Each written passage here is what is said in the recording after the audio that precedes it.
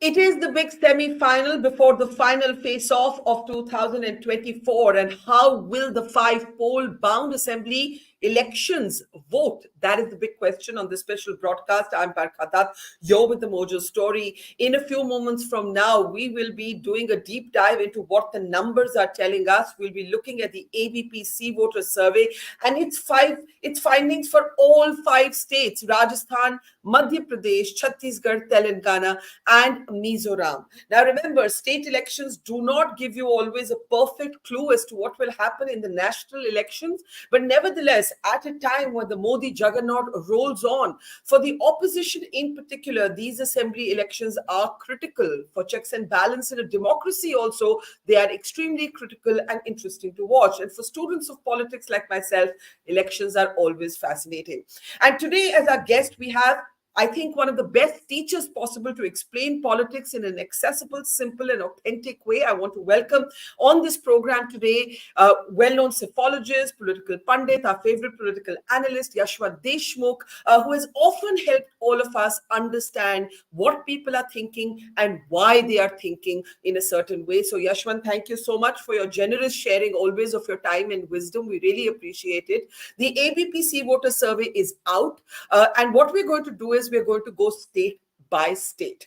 And I actually want to start with one of the most hotly debated states, and that is the state of Rajasthan. But before I come to the individual states, I was going through all of your data and I found something very interesting. There seems to be a general irritation or anti-incumbency, at least with legislators across all five states, right? And it may not always translate into a change of chief minister. That is varying from state to state, but there is some general sense of anti-incumbency. Can you please explain that? Yes, Barkha. I mean, in fact, it is now going beyond the binaries of pro and anti-incumbency sentiment. So it's like something in the gray area where there is an anger or anti-incumbency at the micro level, at the representatives of sorts, but there is not. It's not necessarily an anger with the government. It's not necessarily, and certainly not with the chief ministers at large. I mean, all three chief ministers that in the upper side that we are talking about, the three states, they are doing remarkably good. I mean, and it sometimes surprises me that, when I was completing my book on the pro-incumbency century, I was thinking like, I tried to discuss that first 5 decades of India's electoral history is all about anti-incumbency. And then we started looking at, particularly after Sheila Dikshit ji, beating in anti-incumbency and, coming back again and again. And now we have got so many success stories around. And then all of a sudden we are in a kind of a logjam where there is anger, but that anger is not really, terminating in a change of guard or a vote for change as such. But still there is admiration, there is a appreciation for the chief minister, but still there is overall fatigue, as in the case of Madhya Pradesh. So it's a very interesting scenario to look into. And I guess Yeah. that we haven't come across these kind of elections in a long time, where we are dealing with the numbers which are showing anger, yet somehow they are not really resulting in the kind of mandate which generally this kind of anger results in. Very interesting. So maybe more anger with legislators than with the man or the woman. Actually, they're all men. The man at the top. Let's start with the state of Rajasthan. Now, this is a particularly interesting state because two things have happened here. If we can switch to Rajasthan, and we're doing a deep dive on Rajasthan. Here, you have a divided house as far as the Congress is concerned. They've just about managed to patch up between the Sachin Pilot and Ashok Gehlot. But you also have factionalism within the BJP. You have Vasundhara Raje starting her campaign with a very mysterious reference to her retiring and then having to clarify that within a few hours. And this is what the numbers of Rajasthan look like. I'm going to hand it over to you, Yashwant. The numbers, the vote percentage and the seats are on our screen. We're going to alternate between them. Your ABP voter survey seems to suggest that despite not declaring a chief ministerial candidate, despite the effective sidelining of Vasundhara Raje Scindia, the BJP is poised to win this election. Can you please explain this? Yeah, pretty much. I mean, when we were doing a tracker, for almost a year, there was a remarkable anger brewing up against the Rajasthan state government. I mean, in fact, if that anger would have sustained, probably this number for the BJP, we would have been looking at 150 and about 50 for the Congress. That kind of gap that was there for almost a year back.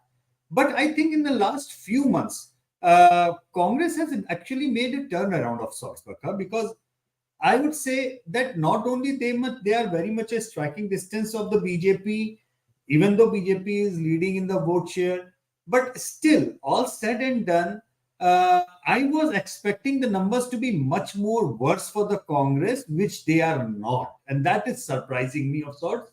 And this is Why were where I you start. why were you expecting the numbers to be worse? You see, I would have gone with that instinct of yours had the BJP really promoted Vasundhara Raje Scindia, had they sort of taken advantage of the divisions within the Congress, the open warfare.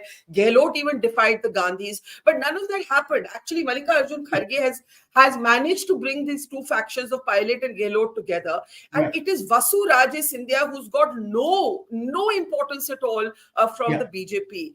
And when we look at the choice for chief minister, that becomes even more interesting because after Ashok Gehlot, she's clearly the second most popular individual. exactly. So go ahead, explain this to us. I think that's where the answer lies in, Barkha, because I was expecting BJP to declare her the chief ministerial face. Mhm. When we are looking at this kind of data, even without declaring her, even kind of phasing her out, if I may say so, if she is enjoying 25% without even, BJP pitching her as the chief ministerial candidate, I was kind of expecting that BJP will take it head on, declare her the chief ministerial candidate, and convert the entire anger in favor of the party. But this is precisely what not has happened. And I think that is the opening for the Congress of sorts, because on one hand, BJP did not declare her the CM candidate. On the other hand, the 4.5 years, the two warring factions of the Congress, they finally united and came back on the same platform. So Mhm. their numbers, till last year, Sachin Pilot was 6 months back. Sachin Pilot was trending at about 18-19%. But the moment Mhm. they came along, Sachin Pilot's number have gone down, Gehlot's number have gone up, largely because his own supporters are also kind of looking at कि अच्छा भाई साथ में लड़ो जीतो and then Sachin ji के लिए भविष्य है sort of the thing. So that is something which probably from the election management and narrative perspective, I think BJP missed on that, not giving Vasundhara as a clear-cut chief ministerial face. Well, even on numbers, they are winning. I mean, I believe that they will eventually cross the finishing line before the Congress does. But it will not be that kind, could not be that kind of a sweeping mandate, which it should have ideally worked. That's the So thing. you're saying the BJP is poised, according to your opinion poll, to win Rajasthan, but it could have been a much bigger victory had they played this move differently, especially in the handling of Vasundhara Raje. I want to go back to the numbers for just a moment. Actually, in vote percentage, the BJP does quite handsomely. The Congress doesn't do too badly either. It's a 45% to a 42%, with 13% going to the others. But when this actually has to translate into seat conversion, can we move to the seats graphic? You actually see the BJP comfortably ahead. This is, by your opinion poll, this is not even neck and neck, Yeah. right? Even Yeah. amid rumors of a Gehlot Vasundhara deal, you must have heard these whispers कि भाई बाद में इनका भी mail हो सकता है. Gehlot is probably fighting the last election of his political life. Vasundhara knows this is a do or die election for her. The BJP could have been scared that Rajasthan could become another Karnataka, where the sidelining of Yediyurappa cost them the state to some degree. I'm not saying they would have won had Yediyurappa remained, but we don't know. Maybe the margins would have been less. What makes you think the BJP is confident? Why is the BJP confident of taking this risk and not having a chief ministerial face? Is this then the Modi factor all the way? I think what I feel like they might have thought that they need to phase out these leaders like Yediyurappa. Uh, Somehow there was a catch-22 situation. They felt that phasing out might not result in a BJP victory, but they must have done some kind of research where they might have got confident. Okay, even without them, we can win. but it's a one step forward, two step backward kind of scenario. Why? Because see, Raman Singh they phased out, but at the and then they had already considered that they are not winning Chhattisgarh kind of sort. But then they almost at the last phase they declared his nomenclature, nomination for to contest the election. Still, he is not the CM of Chhattisgarh. That's right. And it's very interesting.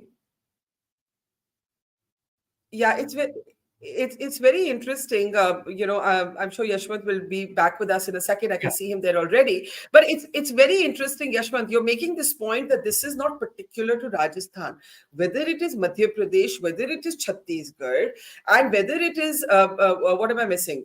Telangana, Chhattisgarh, Rajasthan, Madhya Pradesh. Rajasthan. Yeah, In all in four none of states they these have states, leaders. in none of these states, the BJP has a CM candidate. Not only that, they do not have a CM candidate, but also they have kind of tried to phase out all their best faces. Why? I mean, so Why? much so, even Why? in Telangana, Telangana also, their best bet Yes. was Bani Sanjay. Where somehow in order to get or mend fences with BRS or TRS, they kind of phased him out, and then realizing that it has worked, it has kind of boomerang to them because his replacement was not really seen as combative, probably, or whichever way. But phasing out Bani Sanjay was seen as a what shall I say, as something which these two parties are coming together or they are playing hands in gloves. And that kind of boomeranged over there.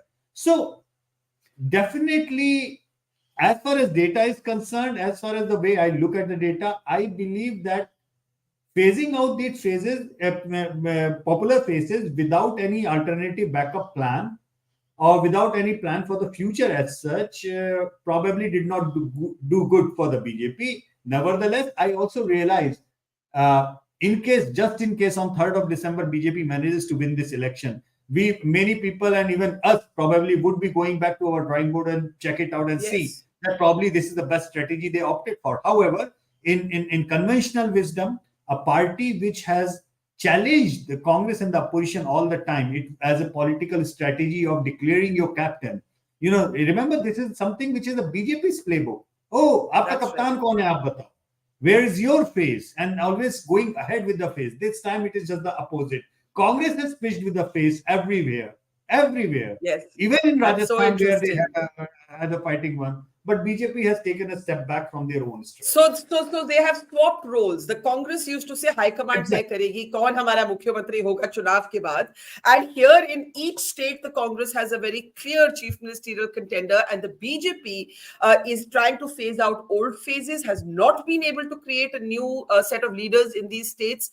And yet your polls, at least in Rajasthan, let's look at Rajasthan, you asked voters about anger with the incumbent government. You asked this question in all states. And I want to bring up this 49% of people surveyed in the ABPC voter poll say they're angry and they want to change the government.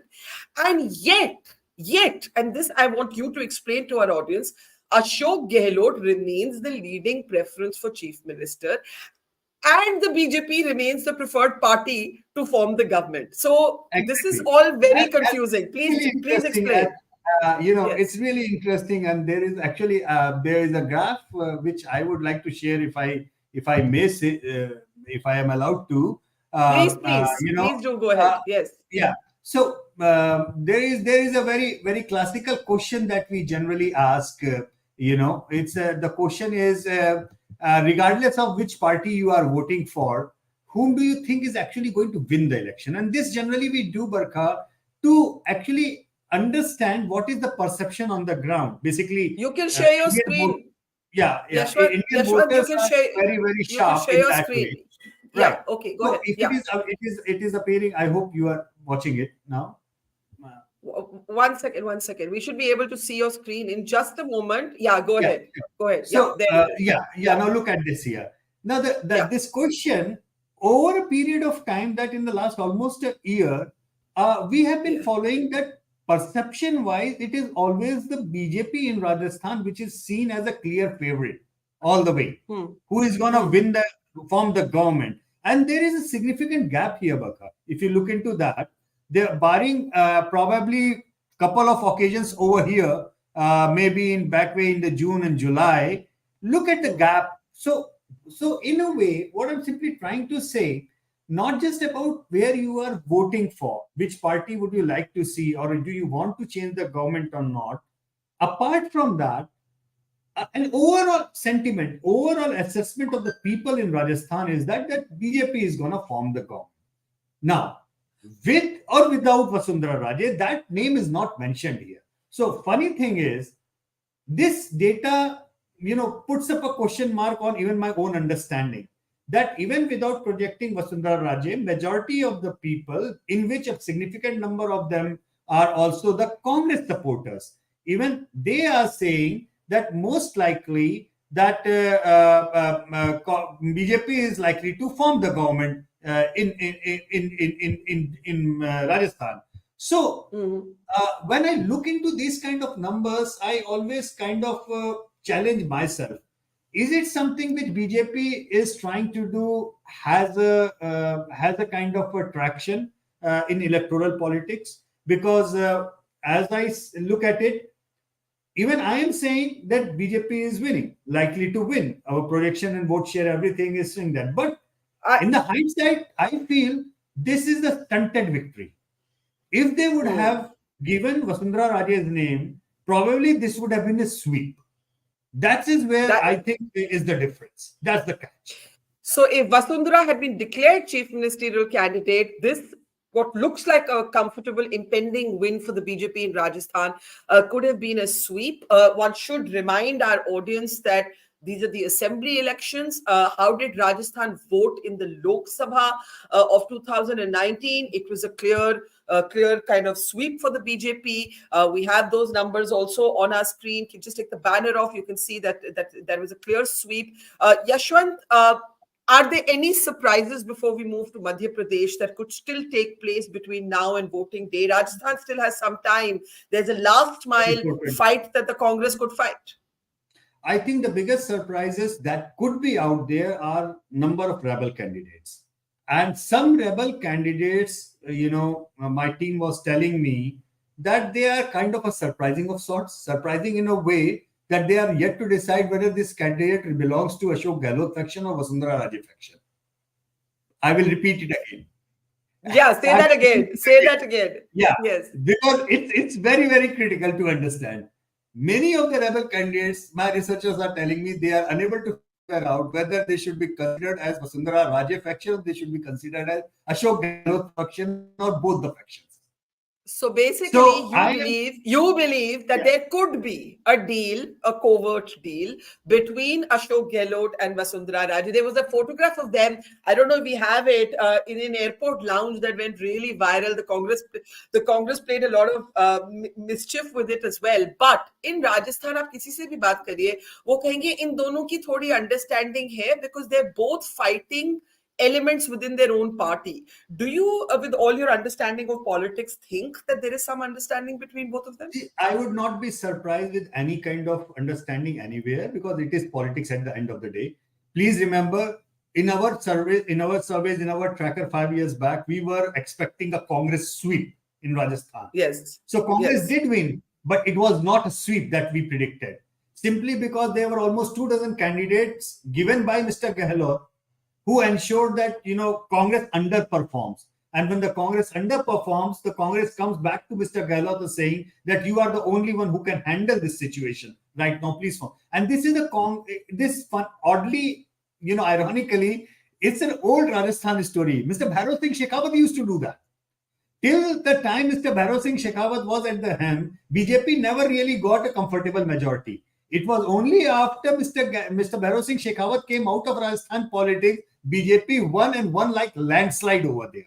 So these rebel candidates, these odd candidates by one faction, by two factions, or even the cross factions, if I might say so. The photograph that you are looking on your screen right now. Can we take it on the screen again? There.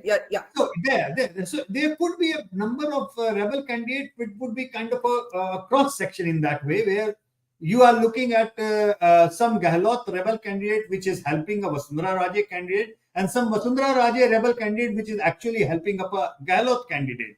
So we don't know. We don't know that.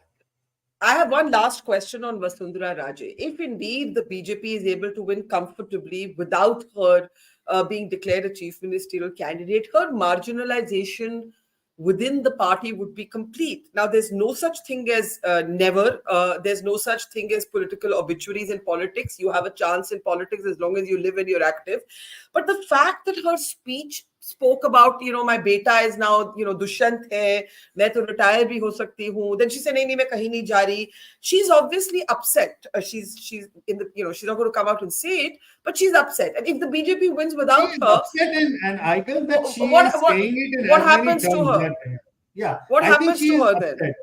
She is upset, and she is definitely making it a point to that this emotion, it's a sentiment of Vasundhara Raje is very well known, that she is somehow not with the idea of party going without her face, and she's also trying to pitch in that, okay, agar mano kuch gadbad hota hai, at least her son is kind of taken into some important position over there, because suppose, and it's a hypothetical thing, suppose BJP wins as per the tracker that we are looking at, and suppose Yeah. Vasundhara Raje is not actually made the chief minister. What is next for Vasundhara Raje? Then obviously she would like to vacate her seat for her son, and she would like to tell the center that, okay, मैं लोकसभा लड़ूंगी, आप इसको विधानसभा लड़ा करके हमारे यहाँ पे कुछ बनाओ. That's the kind of a deal or arrangement that she might eventually come up to. But having said that, I guess that the numbers are suggesting that BJP should get a majority on its own, number one, even without Vasundhara Raje being projected as the chief ministerial chair, number two. Number three, had BJP projected Ms. Vasundhara Raje as the chief ministerial candidate, we would have been looking at the number at the complete BJP sweep in Rajasthan rather than a small majority or a comfortable. I mean, there would be a super comfortable majority in Rajasthan. Okay, it's going to be a fascinating. I think Rajasthan is one of the most keenly watched states because of the high drama within both parties in the state. Let's move on to Madhya Pradesh. Madhya Pradesh, where Kamal Nath is playing a very, very interesting hand of politics. He's borrowing freely from the BJP's playbook. He is, incorporating elements of Hinduism. Some would say Hindutva. He even praised Rajiv Gandhi for unlocking the locks at Ayodhya. This is ahead of the Ram Mandir being inaugurated by the Prime Minister in January, and he's fighting the fight of his life. Meanwhile, Shivraj Singh Chauhan there, once again, similar to Rajasthan, is not being promoted as the chief ministerial candidate by the BJP. In your ABPC voter survey, you are expecting a comfortable win for the Congress in Madhya Pradesh. This was a win that could have been theirs last time, but the BJP, with Jyotiraditya Scindia's help, was able to break that comfort zone. Tell us your reading of Madhya Pradesh. The numbers are on the screen. Can we go back to the numbers? The reading of Madhya Pradesh is, again, it's not really an anti-incumbent vote, because the number of votes for the BJP is actually going up as well. And that is largely because the bipolarization of the state, just like in Rajasthan, where Congress, even after losing, is actually increasing the vote share. The other space in all these three states, which was roughly about 20-22%, it is squeezing down to 10-12%. And that 10% vote is largely in a split of 6-4 in one state and 6-4 in the other state, going in between those two parties, but eventually resulting in a slight increase of the incumbent vote share. Mm-hmm. So it's not an anti-incumbent vote as such. CM is not unpopular. He is popular. He remains popular. And even though BJP has refused to give his name is still almost touching 40%. So he is still popular. But there is a very weird emotion of fatigueness. Now, fatigued or tired of somebody in power is something which is not anger, emotion of anger. मैं नाराज नहीं हूं, मैं थक गया हूं. अब ये इसका it's a very, again I said, these elections are very critical to understand and go beyond the binaries of perception of black and white. There could be something in the gray where people are saying, यार बहुत हो गया, अच्छे लोग हैं, भले इंसान हैं वो, लेकिन मामा को हो गए 20 साल. अब now that fatigueness is in terms of, again, MLAs, the multiple term MLAs, the ministers, multiple term ministers. So there is there is an emotion of fatigue, no doubt about that. And also one very important thing, Barkha, in my understanding, of about 30 years of reading elections in India, studying elections in India, I believe that Indian electorate largely do not appreciate two things. One is arrogance in the public servants, an expression of arrogant faces, which is not the case of Shivraj Singh Chauhan. He is very humble, very in that way. Same is with Mr. Gehlot. In his public speaking and everything, he is very polite, humble, and nice guy in that way. So the people do not take the idea of being an arrogant leader to these two leaders. However, one more thing which people do not appreciate is basically not appreciating the mandate or humiliating the mandate, in that way. So I guess that the BJP, by breaking up the Congress and forming the government after last election, that is something which was not appreciated by the voters of Madhya Pradesh. Disrespecting the mandate is something which has not gone down well, even with the BJP supporters. We have asked multiple questions on that one on multiple grounds, and even the big section of BJP voters do not feel it. And also because of the fact, Barkha, that the issue of Jyotiraditya faction coming to BJP has created a huge issue in BJP's rank and file, because it's the organizational strength that we had made BJP win in Madhya Pradesh. And all of a sudden in Chambal, Bagelkhand, Bundelkhand region, they are now dealing with the imported leaders where the party rank and file is not really competitive.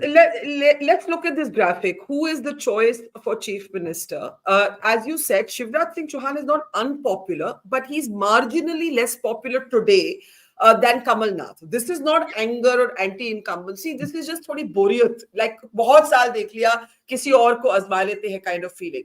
But Scindia, who left the Congress, went to the BJP, delivered actually Madhya Pradesh to the BJP, therefore, is not a very popular choice. And you are further saying that Scindia's own belt, is not actually forecast to do very well. Well, Mr. Scindia might be a good bet in the long run. I'm not saying that, because standalone people are not unfavorable to him. But in comparison to other leadership, for example, Mr. Shivraj, now that he is in the same pack as Mr. Shivraj Singh Chauhan, those numbers are not stacking up.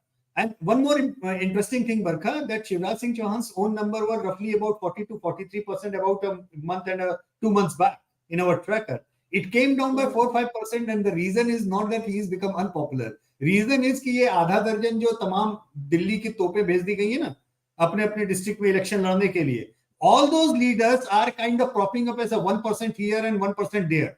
So that 4-5% loss is actually attributed to those people in their own districts or and areas of surrounding districts, those where they are contesting or hailing from. All these central leaders or big leaders which have been sent back by the BJP to contest the election, they are propping up with 1.5% at the radar. And this is why Mr. Chauhan's rating are looking at 38%. Very interesting. But I wanted to talk a little bit about Kamal Nath's campaign, before we come to the fact that the Congress in Madhya Pradesh has expelled as many as 39 leaders for anti-party activities. So that churn is taking place. But Kamal Nath's campaign, it's a very interesting. Kamal Nath was the first Congress leader, I think in 2014, when the Congress was routed, to say that the party had failed to be an aspirational party. The A.K. Antony report had said that the party was failed to be anti-Hindu. Kamal Nath is visibly addressing that gap. He is presenting himself very much as a believing Hindu leader. And in fact, it was Mamaji, Shivraj Singh Chauhan, he hasn't done it for a long time, who would go and, maybe participate in an iftar, wear the skull cap. So Shivraj wanted to move a little bit to the center. Kamal Nath wants to move a little bit to the right. How do you understand Kamal Nath's campaign? I think Kamal Nath is playing brilliantly, if I may say so, simply because I don't really think he is doing soft Hindutva. Soft Hindutva is, Barkha, something which the Gujarat Congress Committee has been doing for years. Neither here nor there kind of thing. I think what Kamal Nath is doing is appropriate level of Hindutva. Saying that party's stand is secularism, I stand by that, but I am a devout Hindu and I am wearing my Hindu identity on my sleeve. And my Hindutva should not be taken down, looked down upon in comparison to anybody else Hindutva, and most importantly, Shivraj Singh's Hindutva. So I remember 2 months back we asked in a snap poll a question which word was lettered like, whose Hindutva do you think is you justify or you believe in? And Kamal Nath was almost like 41%, almost a point ahead of Shivraj Singh Chauhan. So that was an eye opener for me as a data person, that okay, here is a person who is actually defying the Congress party line, because he is taking a stand which is way more aggressive than his own party as far as Hindutva identity is concerned. So he is very unique in that way. He even did not allow his party to hold the India Alliance rally in Bhopal. नाम कुछ भी लिया हो, but the fact remains that he took a stand that कि हम नहीं करेंगे party की रैली तुम लोगों की यहाँ पे, because he knew, I mean, somebody from Tamil Nadu, Stalin का बेटा आके कुछ बोलेगा, and why should I be answerable to that? Would you say the Congress needs Kamal Nath today more than Kamal Nath needs the Congress? I would agree to that. I will not mince my word in saying this is an election of Kamal Nath, the leader, versus BJP, the organization. That's what we are looking at. Kamal Nath, the leader, versus BJP, the organization. Now let's bring up the same slide. Very interesting, very well put. The question that you asked in Madhya Pradesh, how angry or unsatisfied are you with the government? You have said that it's not anti-incumbency, and yet look at that number. 55% want to change the government. Does this mean that Mamaji's MLAs are not popular? His bureaucrats are not popular? That's pretty much true. Not only that Mamaji's MLAs are not popular, they are in multiple, these are the MLAs, big number of them who have been there elected multiple times, not just themselves, but their family members and other people might have been the near and dear ones have been MLAs. And so there is definitely a sense of fatigue. Also, there are big number of people which have been sent who do not want to contest. That's funny and odd. I mean, we know the leaders who have said कि हमारी तो इच्छा नहीं थी, party ने जबरदस्ती बोल दिया तो अब हम लड़ रहे हैं. अब, when you give these kind of statements, what exactly are you thinking that people are going to leaders like Kailash Vijayvargiya, for example. Exactly. I mean, and that kind of emotion or that kind of public statement is not something which goes down well with the public at large. And also the fact that Barkha, that similar kind of a question I would share with you just a moment. We'll share your screen. No, it's the Chhattisgarh which I opened. Okay, we're coming to Chhattisgarh in a second. Just before we close, I will just show you the Madhya Pradesh first, so that because the public emotion or public perception of who is winning, that is something which, again, just like Rajasthan, it is bang opposite over here. You see, for a really long time, the perception that eventually Congress is going to win the state, that is irrespective of whichever party they are voting for. So now, that is interesting for me, because this means that a big number of even the BJP supporters, they are of the opinion that eventually Congress is likely to win the state. And that is something which tells you about the mood to change. These are kind of a subtle, not yet subtle kind of information that the data provides you, that largely speaking, I am voting for party X, but I am feeling party Y is gonna win. Now, and sometimes that can change your vote, because you don't want to vote for the losing side. Sometimes that changes, if not changes your vote, sometimes that changes the relative turnout. You might be a very good supporter of a party X, and if you don't really want to vote for the party Y, you sit at home. And when you sit at home, the relative turnout, like 2 blocks, it's like that. 2 blocks, suppose this is the Congress vote and this is the BJP vote. Out of every 100 BJP voters, if 90% come out, and out of every 100, if 70 come out from the Congress, the election result would be different. And if it is just the opposite, the result would be different. It is not necessarily a swing of votes, Barkha, in Psephologist. It's more importantly a relative turnout of different support bases. And this is why it's important to understand what exactly, and the question of fatigue, Barkha, that's funny thing is, fatigue is not among the Congress voters. Hmm. People generally say we have fatigue, we are tired. It's from the people who have voted for you. Now the question Right. is whether their anger or whether their dislike of the alternative is so big that even after fatigue they will come out and vote for you because of the organizational strength. That is why I Very said it is interesting. not the individual versus the BJP, the organization, that this election is going to be. Now let's move to Chhattisgarh, where again, despite the fact that your poll seems to find a certain level of anger with the status quo, Bhupesh Baghel is holding his own. It's another state where there was factionalism. It's another state where Mr. Kharge has done a decent job of actually being able to reconcile the unhappiness that T.S. Singh Deo expressed. He's fallen in line. Let's take a look at the numbers. Let's take a look at Chhattisgarh. There it is. Again, a comfortable win being forecast for the Congress here. Yashwant. Yeah, I mean, the Congress Chief Minister is doing a brilliant job. Among the top rating chief minister in all our MOTN polls that we carry out for the India Today twice a year. I think the last that one they did, he was at number 3 all India, if I'm not wrong. So apparently, this is a guy who has taken all the positive steps. In a way, he has done the welfare schemes, he has delivered them. He is not a speaker who has gone out of the way to criticize Mr. Narendra Modi, keeping in mind that a big number of Chhattisgarh voters like Mr. Narendra Modi. I So mean, he has and that was reflected in the Lok Sabha results. If we can turn just briefly to the Lok Sabha slide, I'm sure we have it, and we'll come back to the state assembly. I think that's something very, very interesting, right? That was BJP taking 9 seats in the Lok Sabha. Can I just take the banner off to Congress is 2? You're saying Mr. Baghel is keeping this in mind. He is localizing this election. He's not making it a national election. exactly, and this is a time-tested formula now for the opposition leaders at large, those who know how to play it. He has not really gone after campaign after. In fact, so many times he has ended up praising Mr. Modi on many things. That was surprising for me.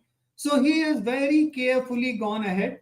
He has dehyphenated the state elections from the national narrative. You know, Yeah.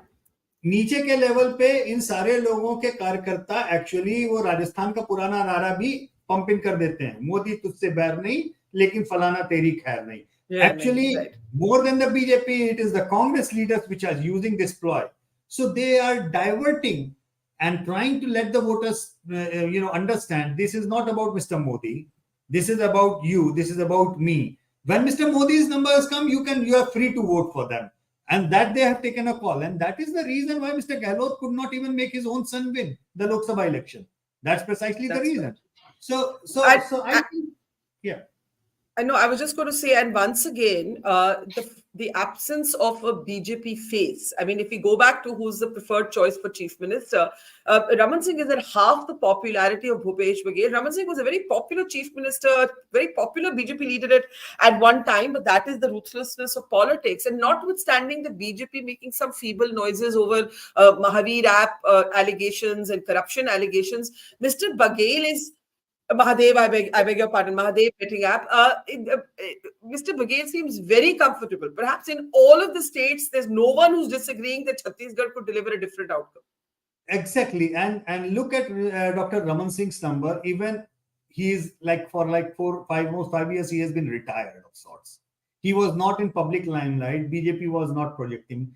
Even without anybody's help, his still recall name comes up as a 20-25%, ranging always between 20 and 25%. And that has probably forced the BJP to give him a ticket, to create a kind of a, what shall I say, a pseudo assurance that, okay, अगर हम जीते तो doctor Raman Singh को बनाया जा सकता है. I mean, particularly sensing that those who like him should still get a hopeful that he might be the chief minister. But I do sometimes feel like Chhattisgarh probably is not that one-way traffic that even we would like to have believed. BJP was wiped out last time, and Congress actually got a disproportionate number of seats, Barkha, because of the first past the post Yeah. system in the last elections. So BJP lost even their best of the seats. I guess the number of the BJP which is increasing, they are increasing because of two reasons. Number one, the others, the parties, the smaller parties with BJP actually propped up 5 years back, hoping that they will eat into anti-incumbent votes and bring Congress tally down. Yeah. And in fact, Yashwant, as you're sort of reconnecting to us, I want to actually bring up the one slide where you, once again, despite the popularity of Mr. Baghel, Yeah. asked the question, Yashwant, of how angry are you? And 49% in Chhattisgarh say they're angry and they want to change the government. This has been the most interesting finding. Across states, people are irritated, but they're kind of, it's not impacting necessarily the chief ministerial Yeah. choice. Yeah, exactly. Because the reason is that a huge number of non-performing sitting MLAs of the Congress, that anger is directly aimed at that.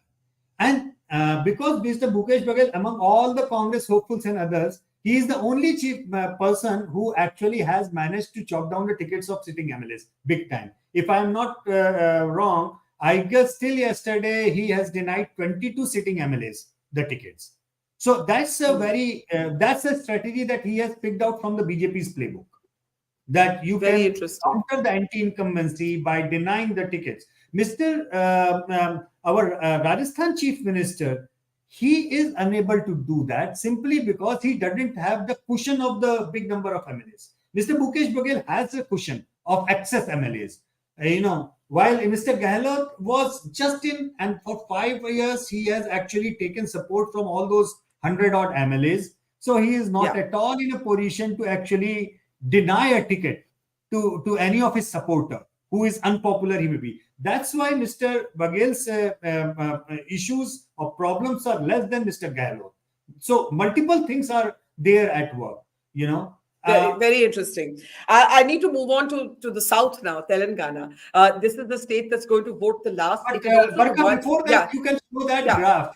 I have put Oh, the yeah, yeah, yeah, yeah, yeah, yeah, yeah. just Can you show share the your graph screen? of the Can you perception share of the your screen? Yeah. winnability. Yeah. Yes, yes. Here, the blue Yeah. line is actually the Congress. You can see that for a small period, the Congress graph has come down, but it has again gone up, and it is comfortably up.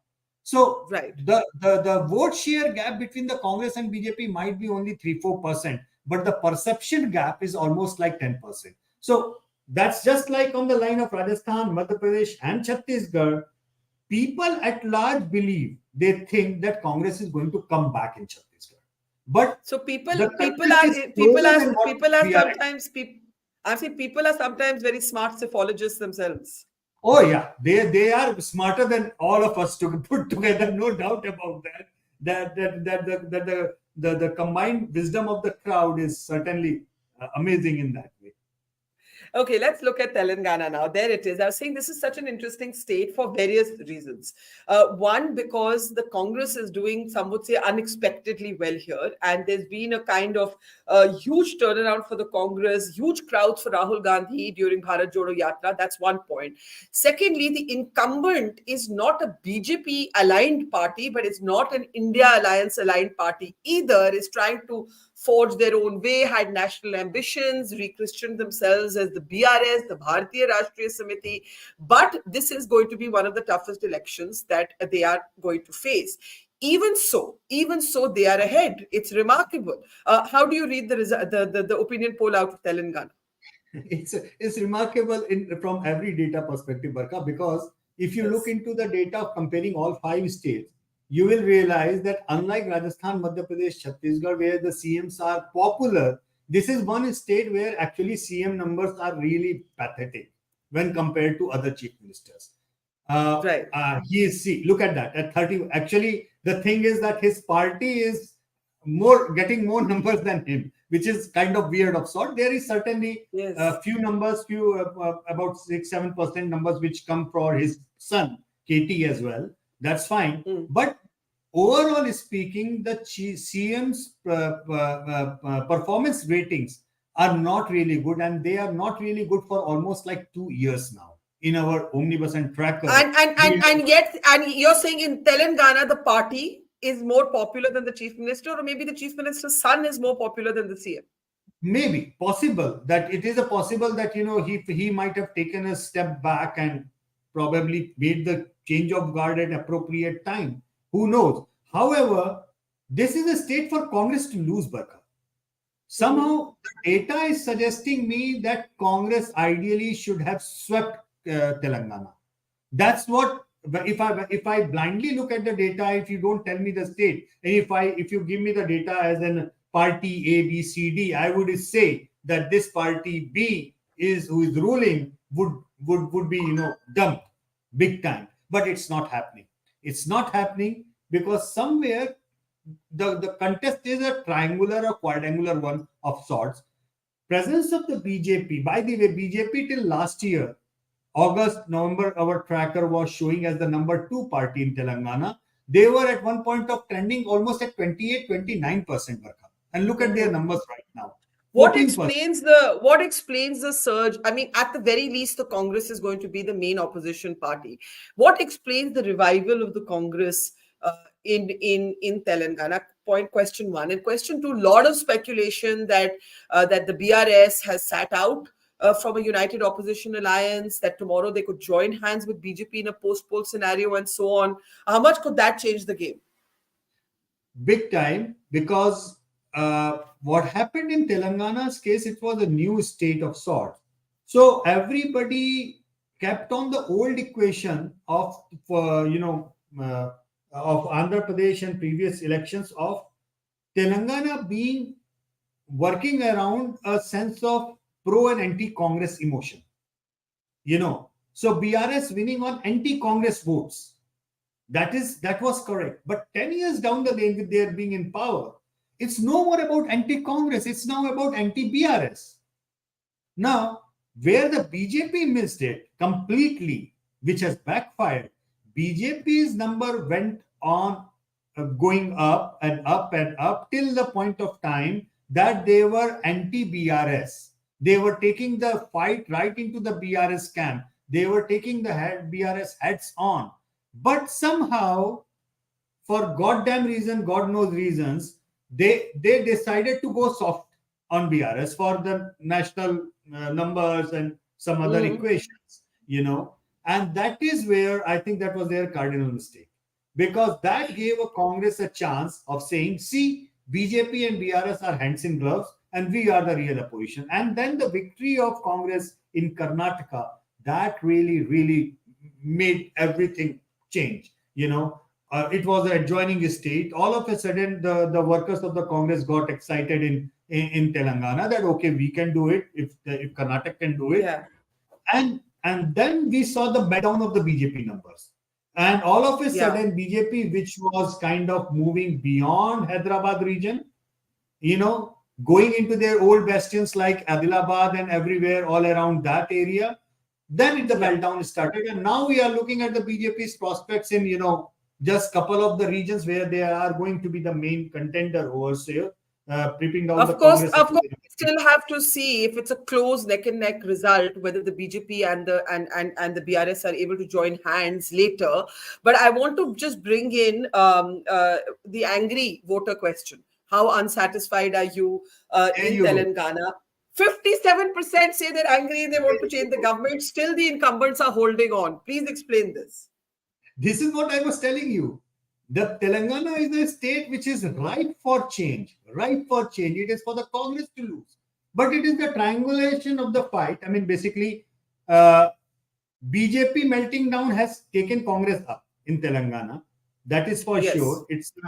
But somehow Congress is not confident enough that they are going to win the election.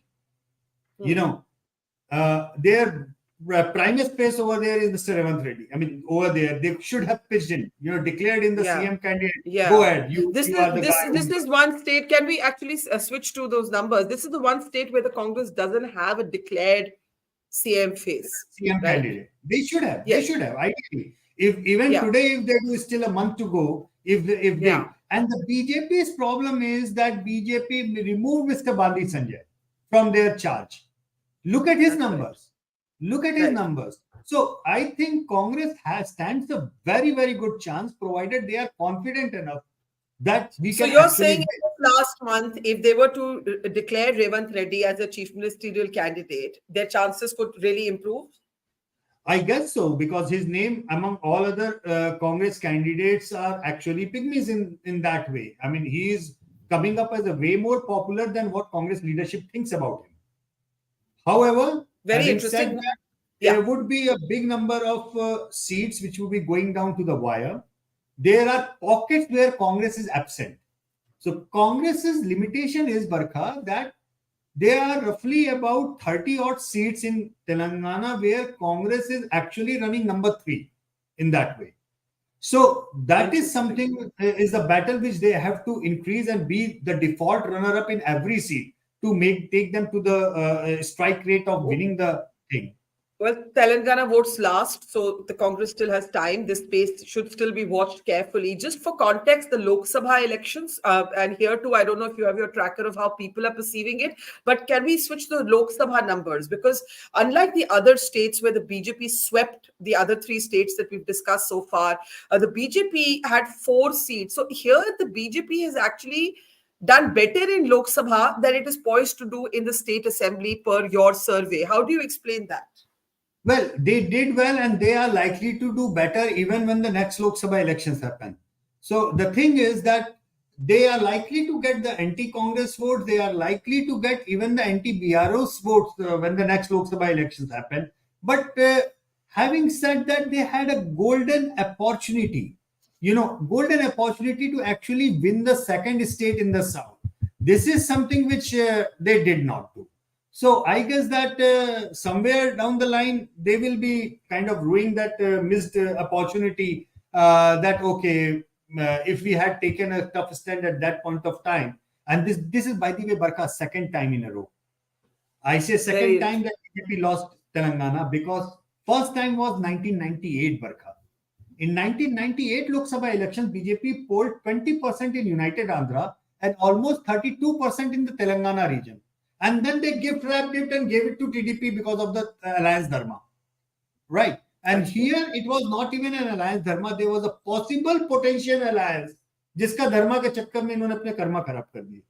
So it's Okay. Okay. Before we move to Mizoram, do you have a graph that shows us how no, people are unfortunately, I was Okay. unable to open that. But Okay. No yes, problem. there the Okay. graph shows a very very thin, tightly contested line between the Congress and the BRS, and still majority of the people feel that somehow BRS will manage to pull Yes, it we'll off. we'll take it. Okay, Yeah. that seems to tally, of course, also with your findings. Let's look at Mizoram in the end before we spend a few minutes on the national picture.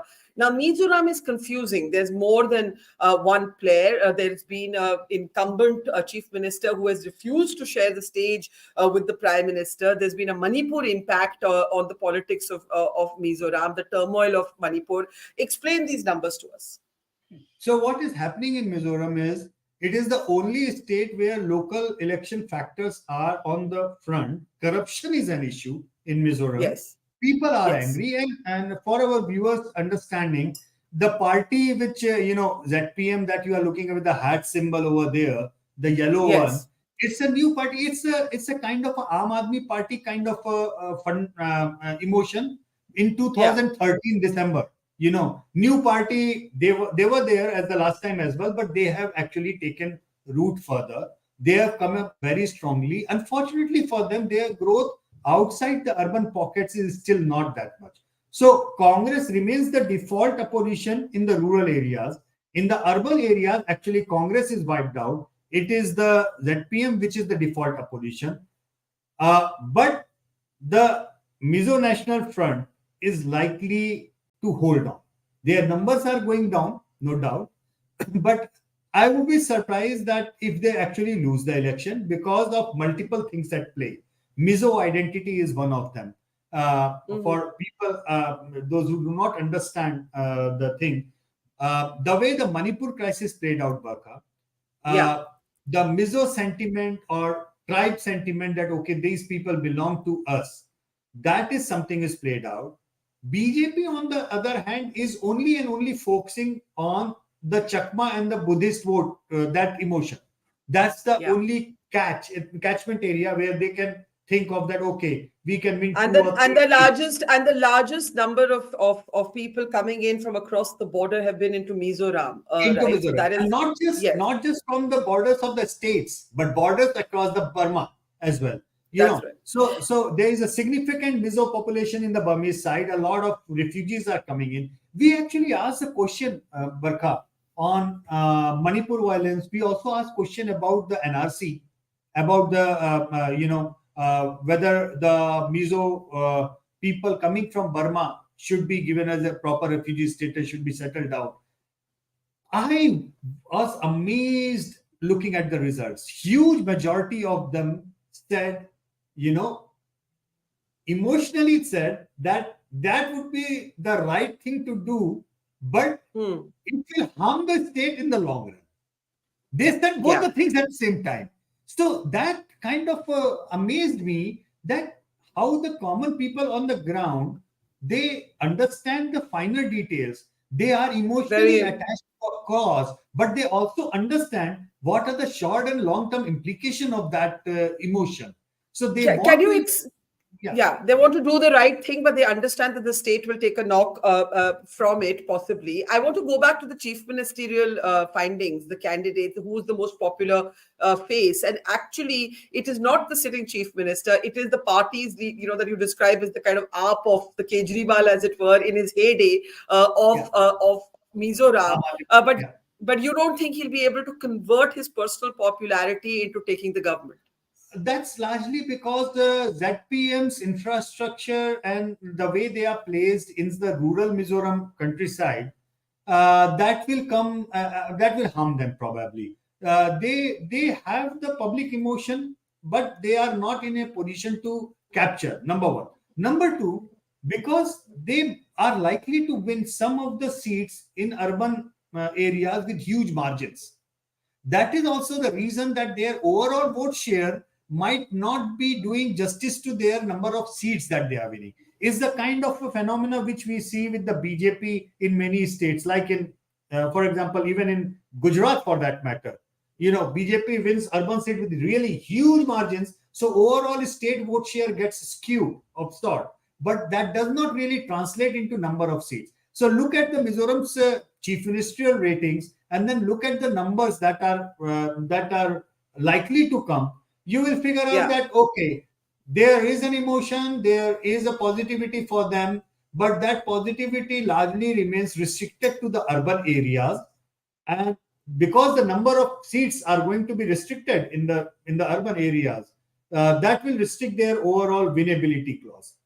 So Now that let's is why I am feeling let, like that this might not be the same way anti-incumbent, the way it people might have expected that. and that's the cue to pick up. How angry are you? The question you've been asking across the state, how satisfied or unsatisfied. Half of Mizoram's voters say they're angry and they want to change government. But of course, Northeast politics, small groups, it could go either way, and you believe the incumbents will hold on.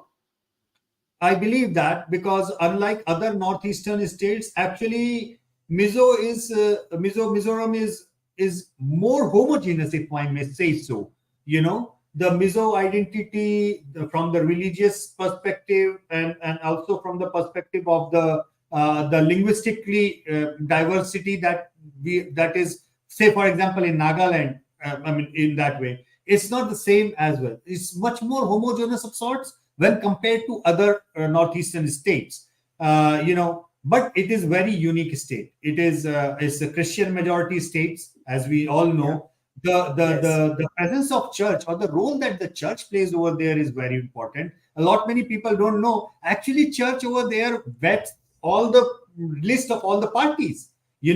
Of literally picking and choosing in that way, that okay, which person has the character or the moral fabric to Yeah. to be given a ticket of sorts. So it's a very interesting and unique state.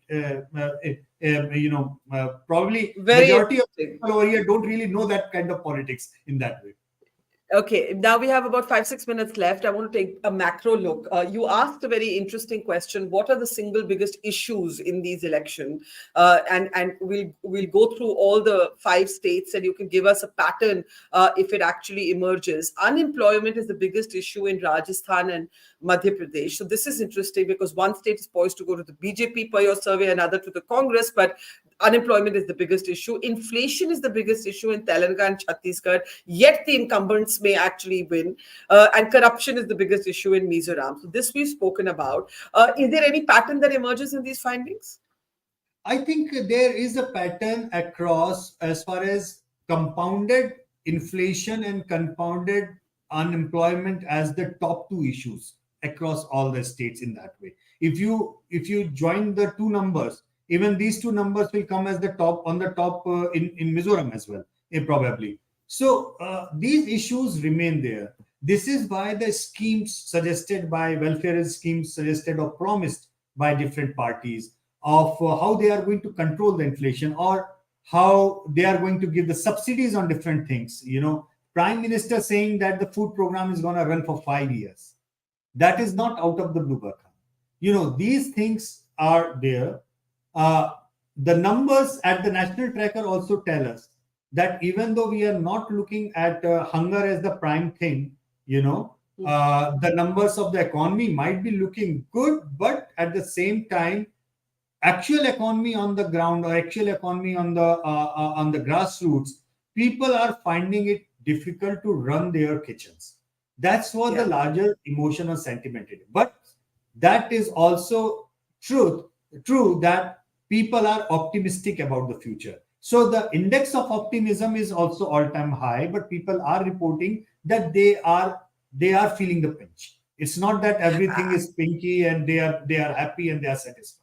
And here's the point then. Do they blame their state governments for it? Do they blame the national government for it? So that takes us to our last set of graphics from the ABPC voter survey today. The perception of the Prime Minister and Rahul Gandhi. Rahul Gandhi, because at the moment we're treating him as the main face, though not officially declared, of a united opposition. And how do they compare? We'll first look at Mizoram, MP, and Rajasthan. The choice for Prime Minister, 46% in Mizoram. So that's interesting. 59% in Madhya Pradesh, notwithstanding the assembly being poised to go to Congress. 64% in Rajasthan. And you can see the corresponding numbers for Rahul Gandhi. Before Yashwant comments on it, let's look at the other two states as well. Let's look at the next slide, if we can, at Telangana and Chhattisgarh.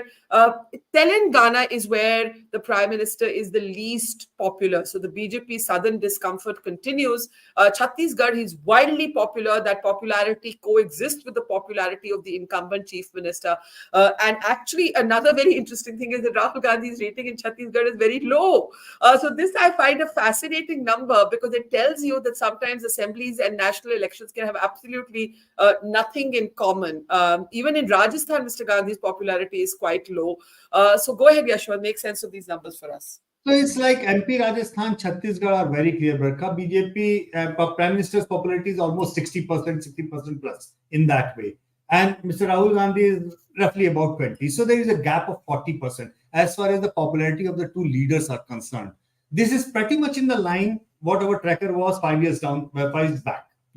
When we are showing these numbers 5 years back, people are asking, why the hell are you putting this number? Well, we said that because we are finding it interesting that even if the Lok Sabha elections were held today, the chances are that BJP will lose the assembly elections and win the Lok Sabha election in these states. And that is precisely what happened in 5 years, 5 months, 4 months down the lane, 2019. I guess that is the same story that is being played out over here.